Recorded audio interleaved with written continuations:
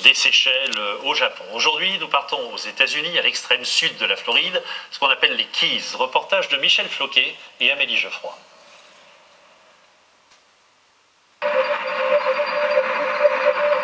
Visiter les Keys, ce chapelet d'îles qui prolonge la Floride, c'est jouer à saute-mouton au milieu de l'océan, d'îlot en îlot, sur des ponts toujours plus spectaculaires.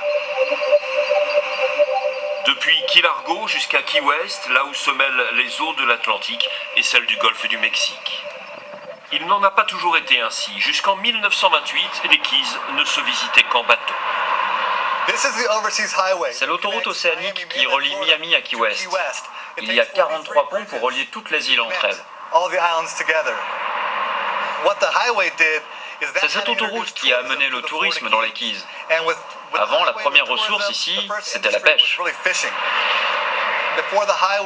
À cette époque-là, on ne pouvait se déplacer qu'en bateau. C'était parfait quand il y avait du vent, mais dans les mauvais moments, ça pouvait prendre 2 semaines pour aller de Key Largo à Key West.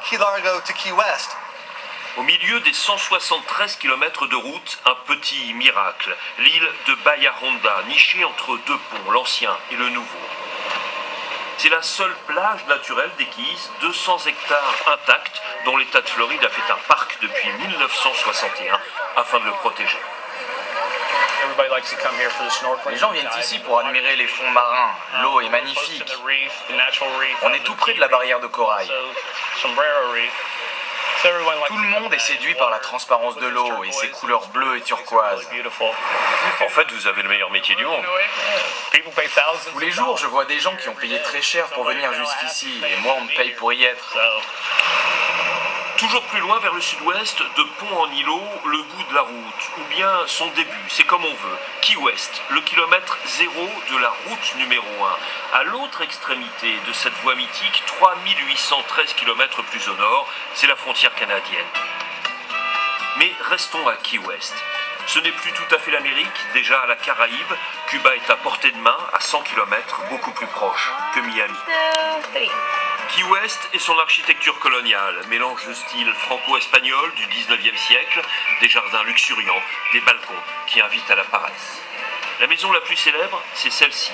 Elle a été construite en 1851 et Ernest Hemingway en a fait l'acquisition 80 ans plus tard. Le grand écrivain a vécu là 8 ans, jusqu'en 1939. Si vous regardez par là, vous voyez le studio où il écrivait, en haut de l'escalier.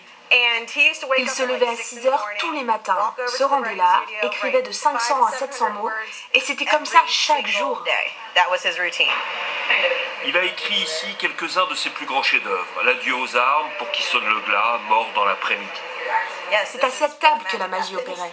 La maison ne désemplit pas, plusieurs centaines de visiteurs chaque jour, et puis les chats, descendants en ligne directe des chats d'Hemingway, si particuliers avec leurs défauts génétiques et leur 6e doigt à chaque patte.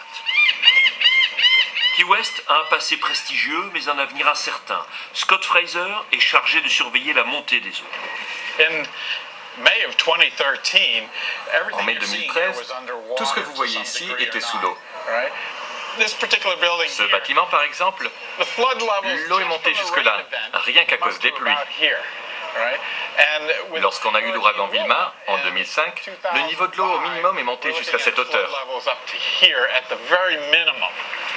Le changement climatique et le relèvement du niveau des océans sont d'ores et déjà un sujet de préoccupation bien réel à Key West. Ici, à Key West, on est tellement bas et entouré par les océans, on est vraiment plus concerné que n'importe qui. Quand le niveau de la mer va monter, et en fait ça a déjà commencé, on sera les premiers aux États-Unis à en subir les conséquences. En attendant, les touristes jouissent d'un paysage et d'un climat exceptionnel qui se rencontrent chaque soir pour un des couchers de soleil les plus réputés de la Caraïbe.